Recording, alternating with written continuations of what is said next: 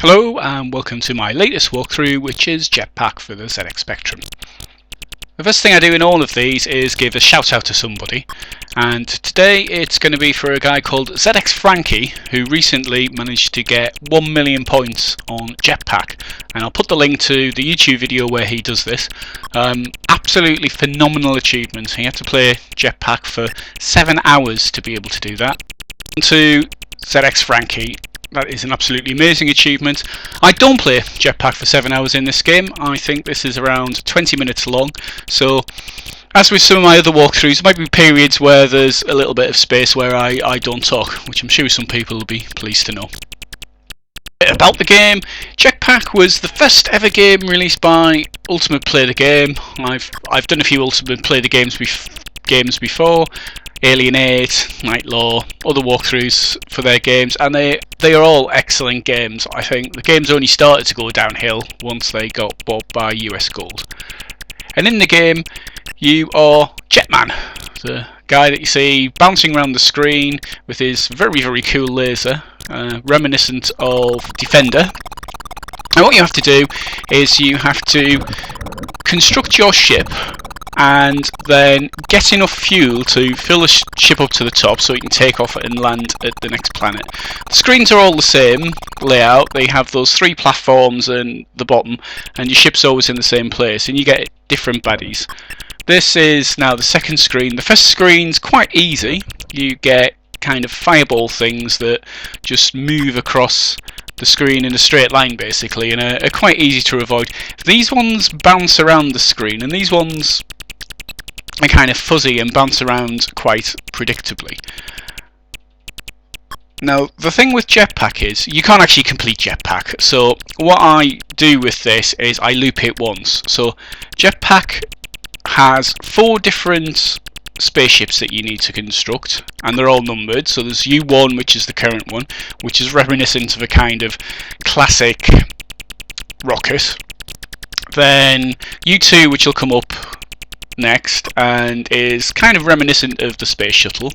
U3 is kind of looks like a squashed Saturn V rocket, you know, the rocket that they use to send the guys to Mars. And U4 looks like a futuristic type rocket. You can see once you fill up the rocket and get back into it, you blast off and then come back down with quite a nice effect. One thing you may notice is when the rocket takes off, there's a little bit of a glitch in that a couple of the pixels just underneath the rocket are affected by the blast and never redrawn. So right at the bottom of the rocket, some of the pixels change and then never change back until you get to the next screen.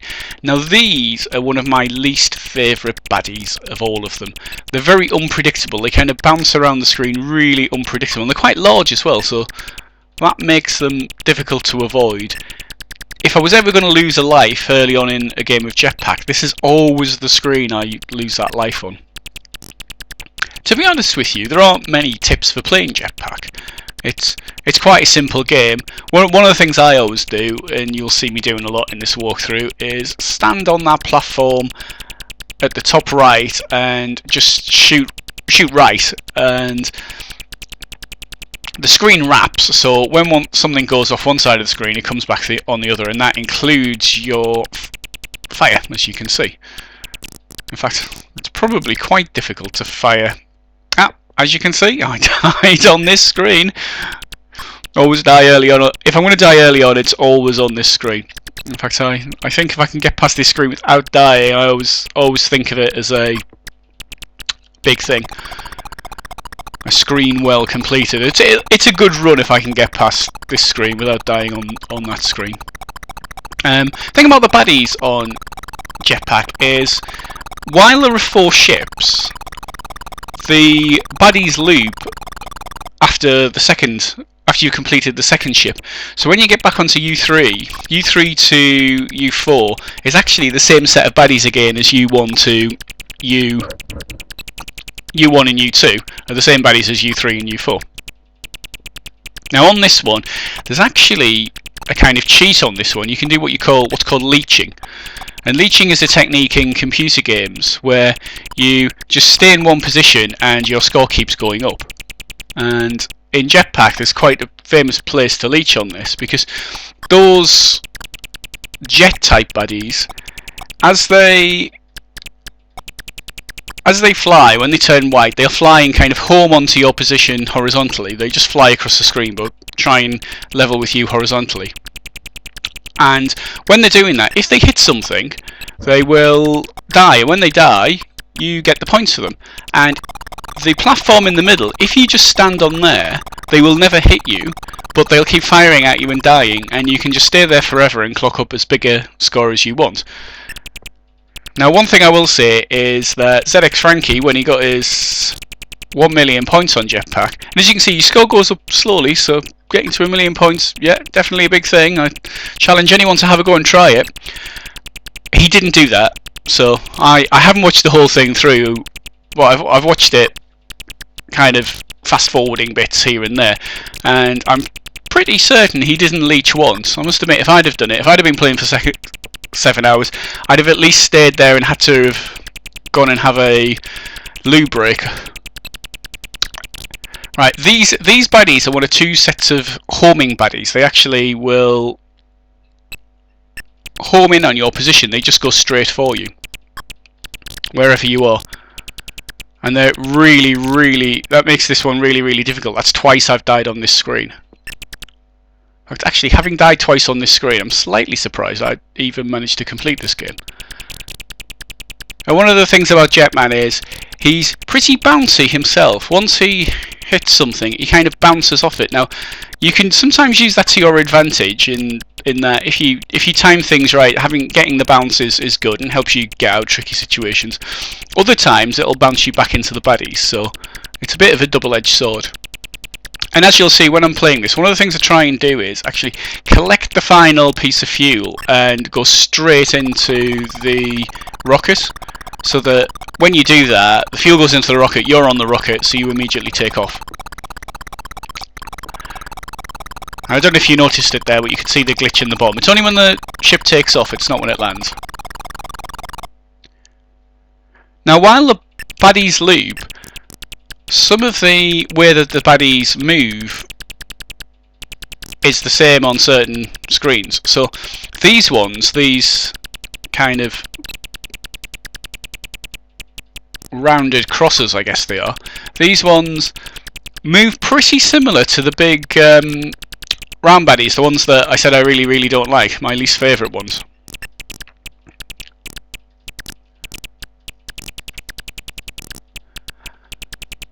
But because they're not quite as hard, because they're not quite as big.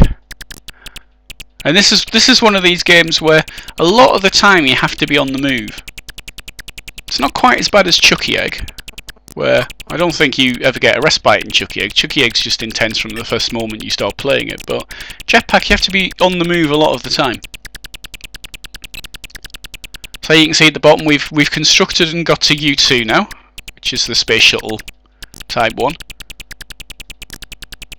A very good, actually, likeness of the space shuttle. It looks a lot like it. One of the best things about Jetpac is the laser. It looked absolutely brilliant. I remember seeing it when I first saw Jetpac. The thing that stood in my mind was where the laser went.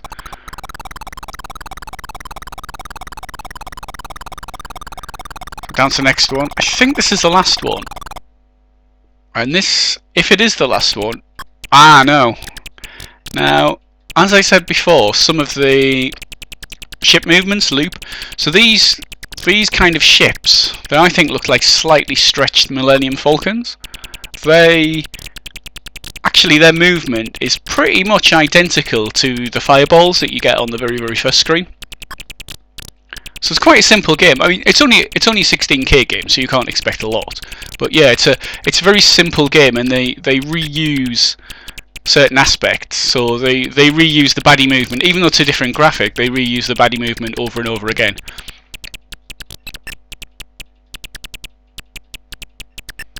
That's always my least favourite place to have fuel for, right at that edge. It makes it really difficult to get. well, more difficult to get. And another thing about this is the screen you can almost think of as being split into two halves. There's the piece below the platform and the piece above. And what you tend to find is that if you keep one of those areas clean of baddies, the baddies tend to congregate in the other. As you can see, I'm doing my usual trick of taking the last piece of fuel to the rocket. And down the bottom, where you can see the little glitch in the pixels. So this one's the last one.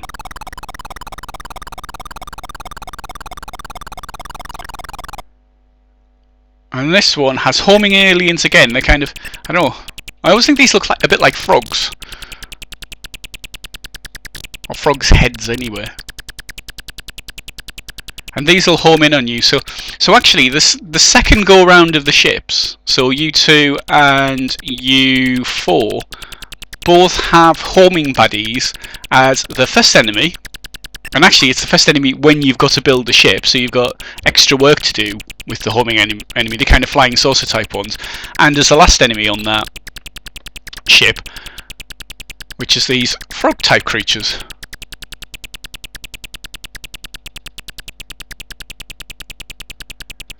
Now, as you can see, I'm using my usual trick of staying under that platform. And what you find with the homing enemies is if you stay there where I am now, they tend to, or as I was saying before, shooting to the right, the enemies will congregate under that platform. More trivia about this game. It was released in 1983 on both cassette and ROM cartridge. It was one of the few games that was released on the little 16K ROM cartridges you could get for the ZX Spectrum. I actually have this on ROM cartridge, and they go for extremely high prices on eBay considering what they were. I think if you want a ROM cartridge of Jetpac, be willing to pay something around what, 40-50 quid for one these days. So there are a few out there. If you want an absolute mint one, and one of the things you find people do with those ROM cartridges is they will pull the little red rubber bit off the bottom.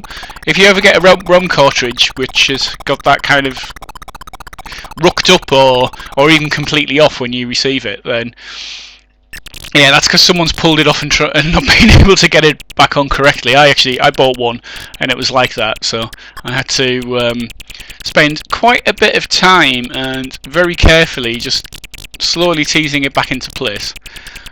So now we're on to U3, and as you can see, we're back to the baddies from the very first screen, and they'll loop again. And I don't know if you agree with me or not, but I think that looks a little bit like a Saturn V rocket. A bit more trivia about the game. It was also released for the BBC. The follow-up to this game was called Jetman, and I won't be doing a walkthrough of Jetman because you can't. There's no end point in Jetman. You just keep going and going and going. And it was a lot bigger. It was a 48K game. And it was a lot bigger than Jetpac. You had a lunar rover. And one of the things I kind of disliked or was different between Jetpac and Jetman was in Jetman you ran out of fuel. So you only had a certain amount of fuel. And you had to refuel by going back to your lunar rover. And the amount of times I found myself stranded in nowhere with no fuel, especially when I first started playing Jetman, because I've been used to playing Jetpac, was amazing.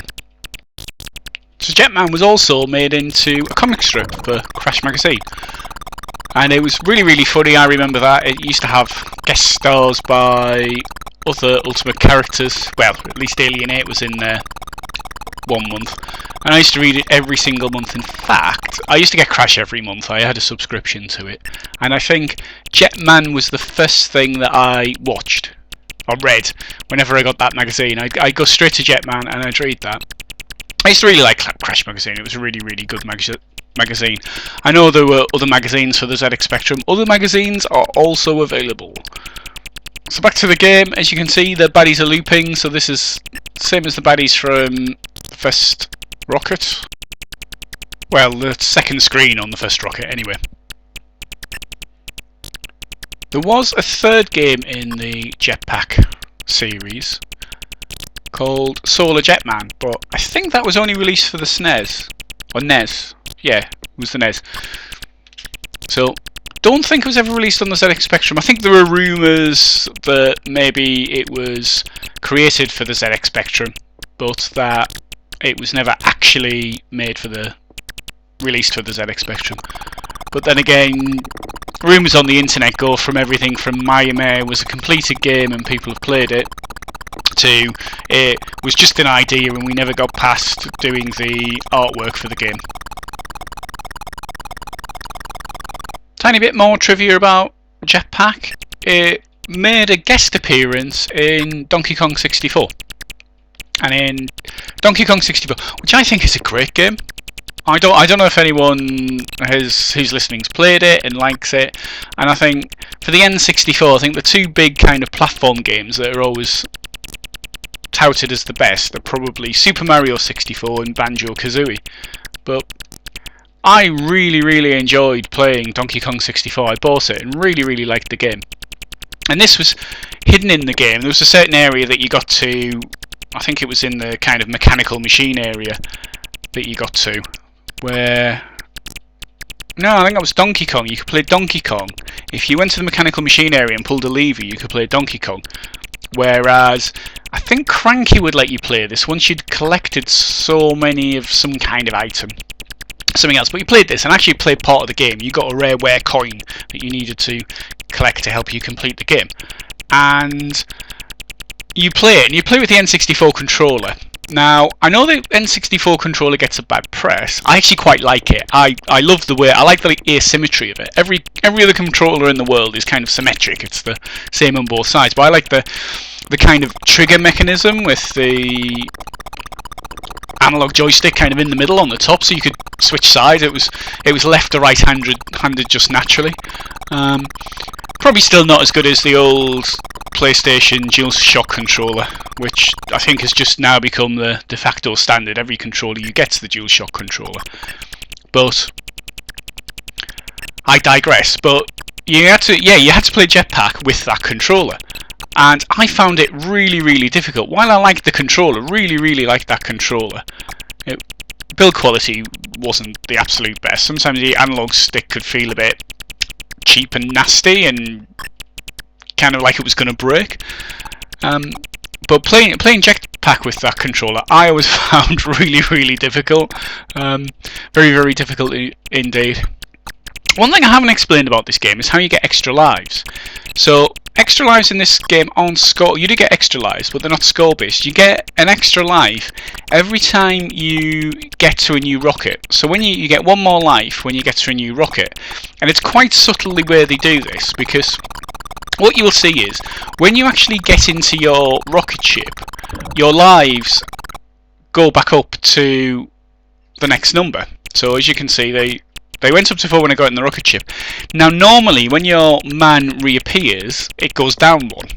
So if this hadn't been a brand new rocket ship, my lives would have gone down from 4 to 3 when my man came out of my ship.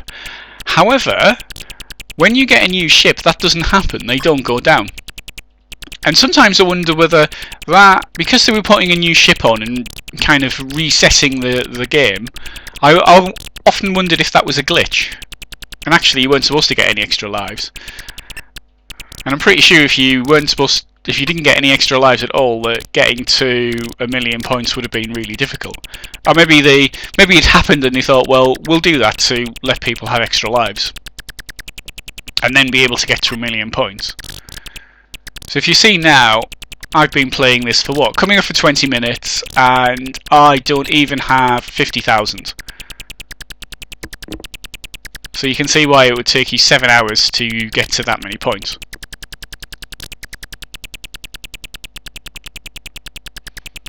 Using that trick again to get the homing enemies. So these are the spaceship-like homing enemies. Another good thing about Jetpac is the explosion when you die, which we don't want to see too much, and when you kill the baddies. But also when you take off, you get that kind of little cloud of smoke.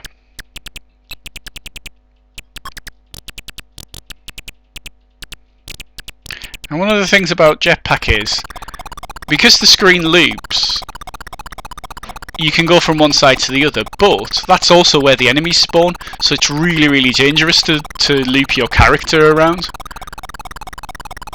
Right, so as you can see, I've got 5 men in the ship now, and it goes to 4 when my man comes out the ship. But it didn't on the previous screen, and that's how you get extra lives.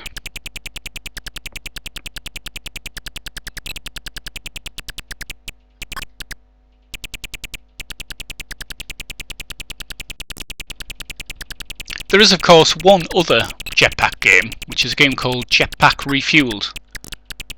It was available on Xbox Live. I've never played that game. Apparently it was an enhanced version, but I think it was quite popular.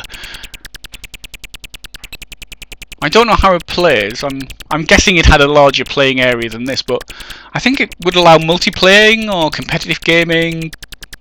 I've never had an Xbox. Who needs an Xbox when you've got a ZX Spectrum?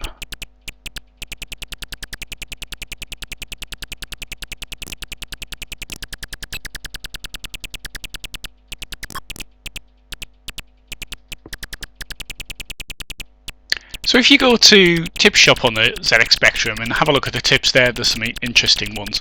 Someone advises taping down the enter key with some adhesive tape. So you've basically got continuous fire and all you have to do is move, which seems to defeat the point. And somebody claims to have got 10 million points using the leaching mechanism that I mentioned earlier, no doubt.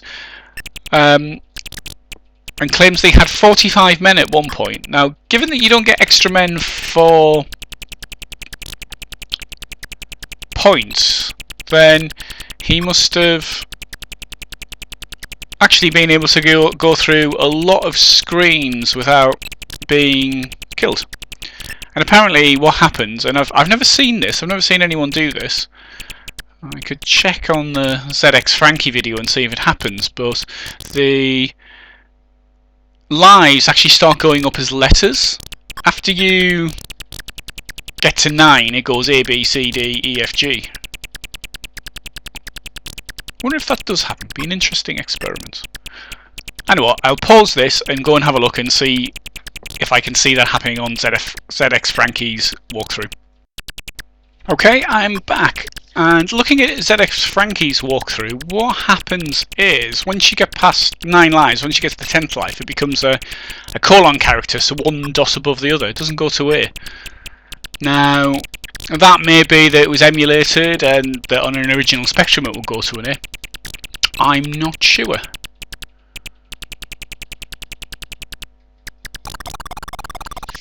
So I had a look at a few more minutes of ZX Frankie's not walkthrough, epic 1 million point game, and the only other character I see is a semicolon character, so a dot with a comma below it. So I am actually wondering if that was true. Maybe it will go on to the character set sometime after that. But here we go, this is the last screen, and after this it'll loop back to the original ship, and that will complete my walkthrough. And as you can see, I'm getting close to 50,000 points for this. So if you think it's about 50,000 points for every loop, that means you'd have to loop around 20 times to get 1 million points.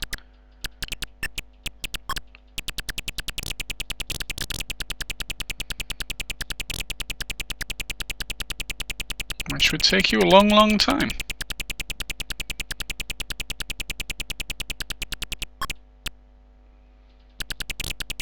So as we're near the end of this, I'll say thank you to everyone for watching. Thank you to everyone who's subscribed to my channel. If you don't, please hit subscribe.